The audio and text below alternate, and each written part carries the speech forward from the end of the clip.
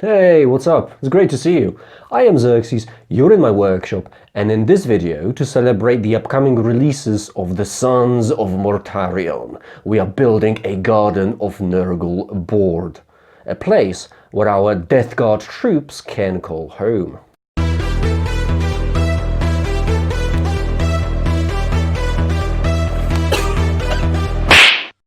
I am building a 30 by 44 inch board, perfect for combat patrol and slightly smaller incursion games. The board will be divided into two smaller pieces, like this one, so that I can use them for warcry and kill team.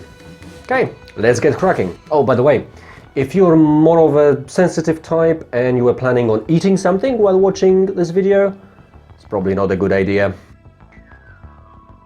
Each part is going to have a distinctive thematic feature to reinforce the idea that this area has been taken over by Grandfather Nurgle himself.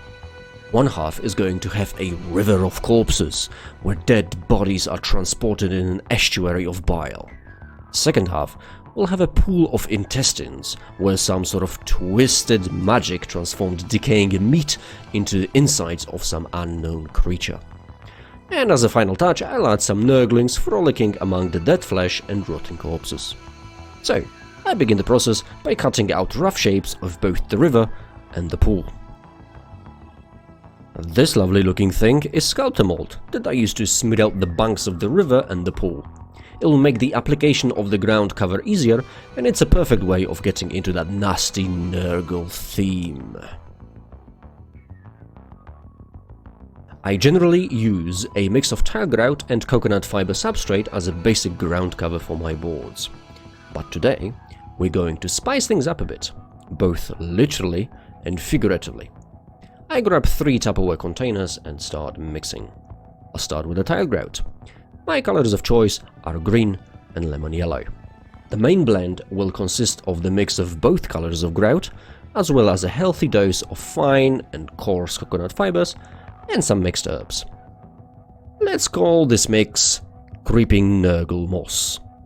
The second blend will consist of lemon grout and fine coconut fiber.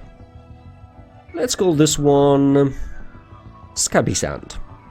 The third blend will consist of green grout and mixed herbs. Later on, I'll add some brown to make it look a bit better. Okay, let's call this one Moldy Forest.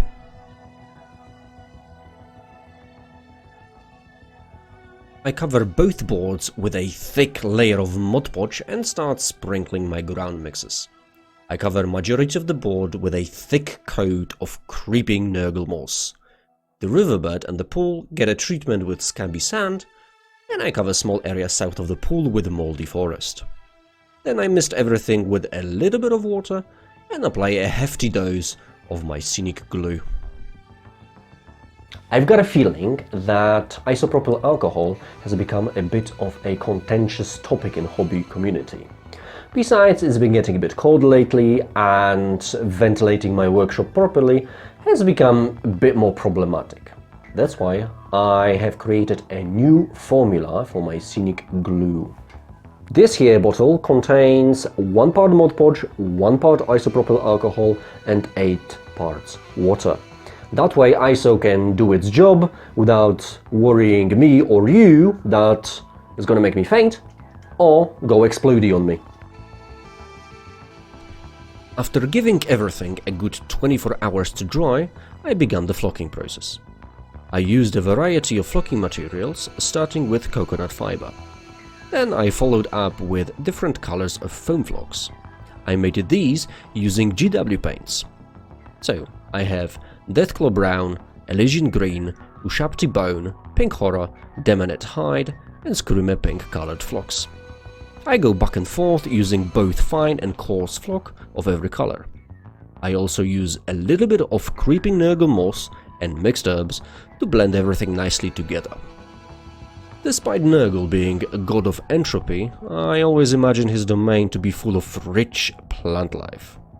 Decayed remains are a perfect ground for new plants to grow. Anyway, after making sure that the board looked as if a cat has just vomited on it, I sealed everything with scenic glue again and gave it another 24 hours to dry.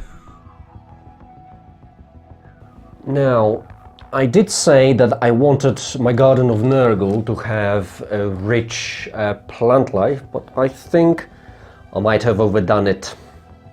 I mean, the colors look great, but to be perfectly honest, I shouldn't have mixed all of them together. I've got a feeling they look a bit terrible. To mitigate this issue, I grabbed a warm yellow paint that I had available and I sprayed the flock and its surroundings areas using an airbrush. This gave the flock a sickly yellowish tint and unified it nicely, making it blend with the rest of the board.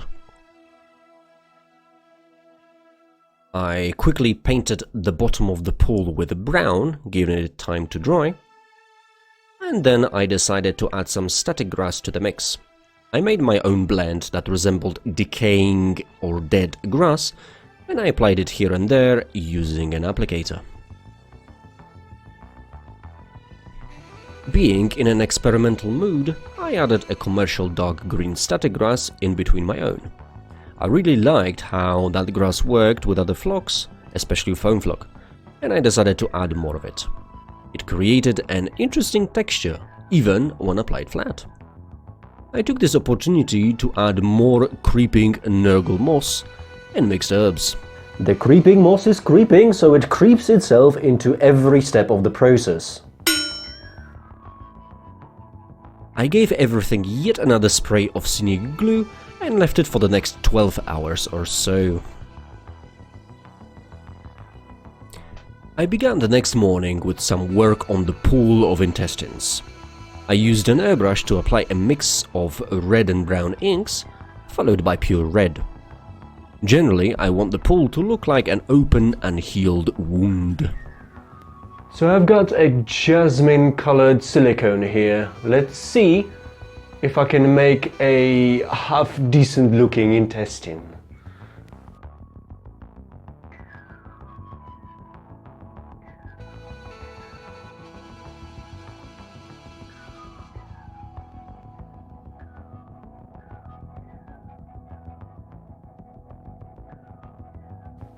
Not bad so far. But when you're going through a more organic process of building terrain, you sometimes do steps that don't get you anywhere and end up making things a lot worse. They are very annoying, but generally are a great lesson. The following step was like that for me. For some inexplicable reason, I decided to tint the silicone. I used a mix of red and magenta inks, then a violet wash from GW, followed by airbrushing with some skin tones. I wasn't particularly happy with this one, but I decided to leave it.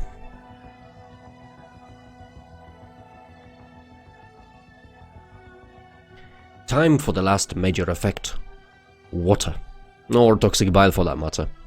I mix 2-part resin and add some yellow and green inks. In hindsight, I didn't expect green ink to be so potent, but I also didn't want to add more yellow in order not to lose the transparency. Oh well, lesson learned. I secure the borders of the board and pour resin into the riverbed. Then I add a raft on which I'm going to put Nurglings, and obviously a few corpses. I don't want to add too many, so that it's not going to be too overwhelming. 10 is more than enough. Then I pour more resin into the pool of intestines and add a couple of Nurglings to make them look as if they're having a bath. At this point, I don't mind the bubbles in the resin, so I leave everything to dry and solidify. Now, silicone doesn't hold the paint very well, so I decided to remove it from the parts sticking above the resin. Unfortunately, this left a very hard transition edge, which I didn't like. So I decided to follow an old rule that says, if you can't hide it, draw attention to it. Make it look deliberate. So I paint the area around the silicone that is above the resin with Nurgle rot, to give an idea that intestines are covered by some sort of stuff that comes off when the intestine is above the liquid. Okay, let's put the board together and add some decorations. like flesh mounts and various colors of lichen, for example. And that's it for part 1 of my Garden of Nurgle board build. If you want a more in-depth look at how I make my boards, the video's up here. And if you're interested in how I made these, subscribe and stay tuned for part 2, where I'll be building terrain features and structures. Also, if you have an idea for a structure building or a turn feature that would look awesome on that board, leave it in the comments down below. That's it for today, and I'll see you in the next one. Take care!